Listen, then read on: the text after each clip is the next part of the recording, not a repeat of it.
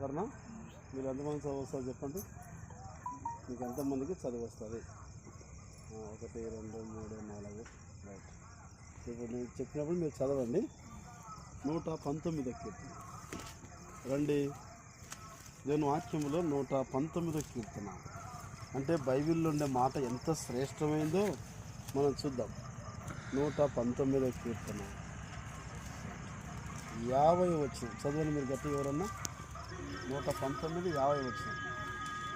నీ వాక్యము నన్ను బ్రతికించి ఉన్నది, నా బాధలో ఇదే నాకు నెమ్మది. వాక్యం ఏం చేస్తుంది? బతికిస్తుంది. అర్థమైనా? ఇప్పుడు మనము ఆహారం తింటే ఏమవుతాం? మనము జీవిస్తాం, అవునా కదా? నువ్వు పని చేస్తాం పొద్దు నుంచి సాయంకాలం ఇంటి పని ఆహారం తింటాం. ఆహారం తింటే మళ్ళీ పొద్దునకి మనకి ఏమొస్తుంది?